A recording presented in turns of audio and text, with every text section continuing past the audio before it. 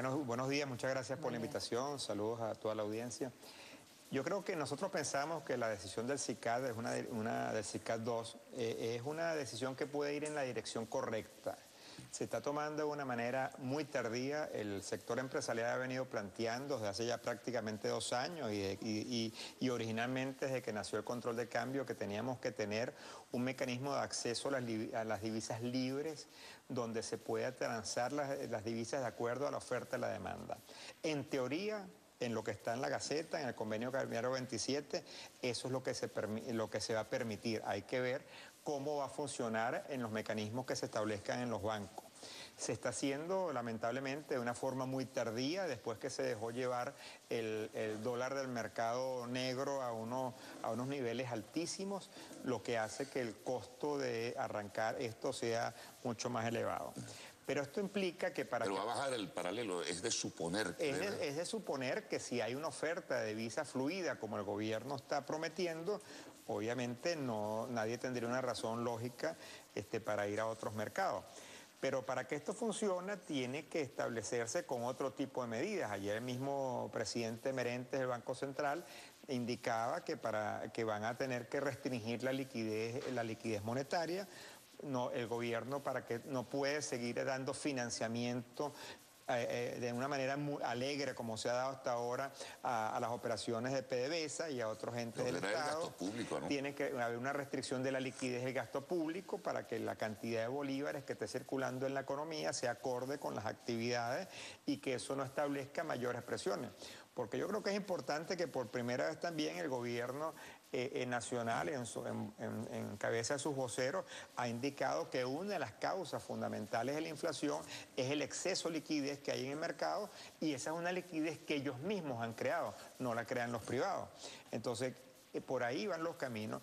Y el otro tema yo creo que también es fundamental que hay que analizar es que cómo se va a coordinar esta política cambiaria que de aquí en adelante debería irse planificando cómo unificarla, porque ahorita vamos a tener múltiples tipos de cambio y administrar eso. 3 oficiales, en teoría, más el otro, más el guarimbero que dice el ministro Ramírez. Tú tienes el 630, tienes el CICAD 1, tienes el CICAD 2, han hablado de un CICAD para las aerolíneas aéreas, y pareciera que es como un menú. Cada sector va a pedir $1.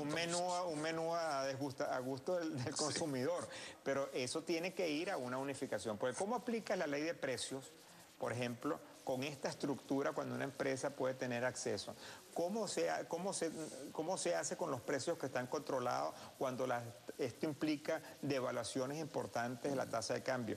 O sea, tiene que venir un proceso de adaptación de las diferentes actividades económicas para que la economía pueda empezar a reactivarse, y yo creo que estamos todavía lejos de esa actividad. Claro, muchos hablaban y lo señaló usted también, lo importante o lo determinante del CICAD 2 si las divisas van a estar allí. Ayer no se especificaba ciertamente cuánto se iba a ofrecer, el ministro Ramírez hablaba de que el dinero estaba, pero hemos visto en CICAD 1 que se ha ofrecido una cantidad que al final no es lo que se subasta.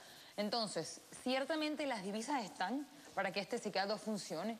Sí, bueno, esa es una información que el gobierno ha prometido. Hay sectores, como el mismo se ha dicho, por lo menos los sectores petroleros que están invirtiendo en la faja del Orinoco, que tienen que invertir en dólares y transar la moneda en bolívares. Esto es una opción para ese tipo de empresas que están invirtiendo en la actividad petrolera, y yo creo que esas divisas las están considerando ahí.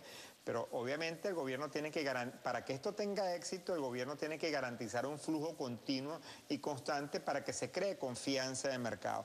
Si no existe confianza, ningún sistema cambiario funciona. Y esa es la palabra fundamental en este tipo de decisiones. Él decía, el vicepresidente de la Área Económica ayer, que hay suficientes divisas, suficientes dólares. Pero es la percepción que tiene el sector privado, que el gobierno tiene el número suficiente de divisas en títulos, en dinero, de los diferentes instrumentos. Lamentablemente creemos que no, porque ¿cuál es la realidad que está sucediendo hoy en día con las deudas que tenemos con los proveedores internacionales? Que es otro factor fundamental de esta política cambiaria.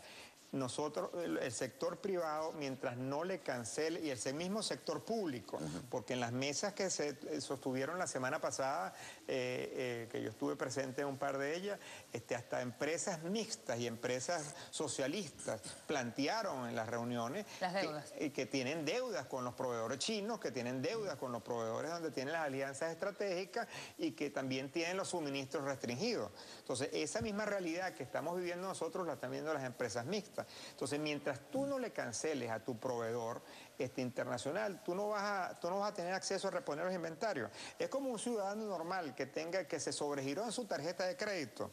Hasta que tú no pagues la tarjeta de crédito, no te liberan el cupo para que tú puedas volver a usar la tarjeta de crédito. No es que yo te voy a dar el 30% del pago, no es que yo tengo que pagar mi deuda para que no hay pueda... los dólares, Carlos, uno puede presumir. Entonces, y en las mismas reuniones que se dieron, el mismo vicepresidente de la República indicó que en el presupuesto de visas del 2014 no estaba considerado cómo pagar las deudas previas al 2014.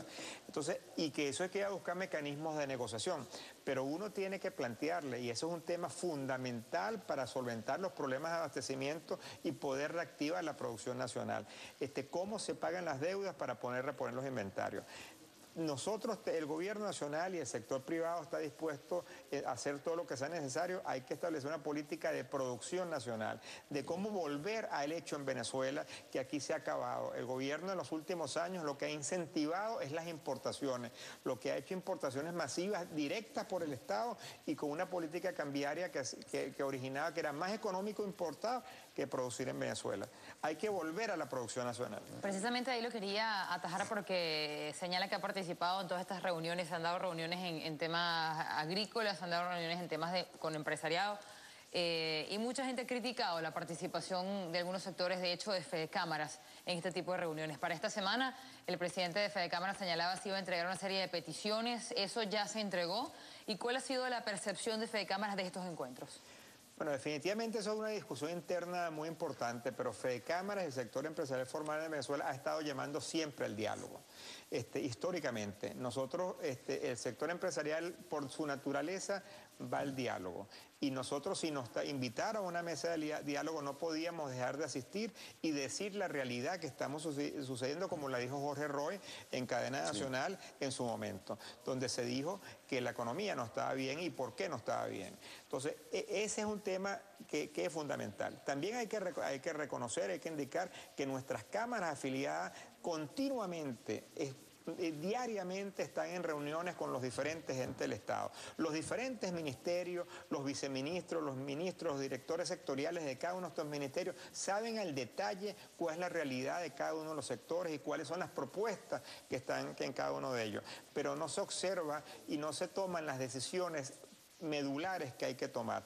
Esta apertura de mercado cambiario era una propuesta, como decía anteriormente, que se tenía al principio, pero así hay múltiples decisiones que hay que tomar. Pero no se puede pensar que esto puede ser solo una situación momentánea, coyuntural, que voy a utilizar al sector privado en un momento de crisis, en un momento de emergencia, y después hago como de costumbre, le doy la patada histórica.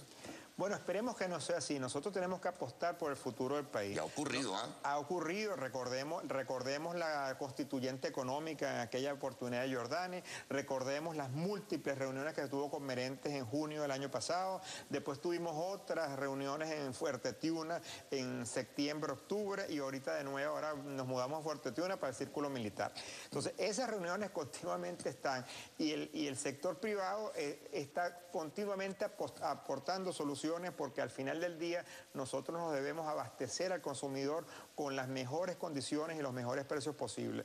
Pero para eso hay que tomar decisiones concretas, decisiones pragmáticas, decisiones que permitan volver a la producción nacional, porque el venezolano lo que requiere es empleo de calidad, empleo bien remunerado y productos que estén acordes a precios que puedan acceder de una forma garantizada. Señalaba que el gobierno nacional está muy claro de cuál es el escenario económico nacional, de cuál es la situación, de cuáles son las propuestas, pero se deben tomar decisiones medulares de manera rápida. Entre las propuestas que va a presentar Fedecámaras o que ya ha presentado, hay un tema de plazo, porque ayer Irán Gaviria nos decía que no hay tiempo para el diálogo y le pregunto si Fedecámaras tiene la misma opinión.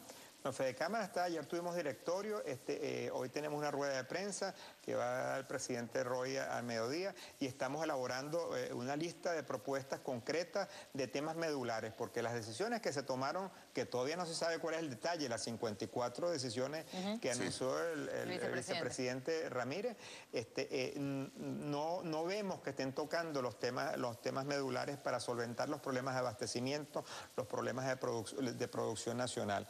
El pago de la deuda es fundamental. Y fundamentalmente el pago de la deuda. Hay que establecerle mecanismos donde tú le digas por lo menos a tu proveedor, mira, yo no te puedo pagar ahorita, pero tengo un mecanismo de pago aprobado, oficial, que te voy a pagar en 6 cuotas, en 8. O sea, hay que buscar mecanismos donde tú le des confianza a los proveedores, porque recuperar la credibilidad que tienen los proveedores internacionales en Venezuela va a costar mucho.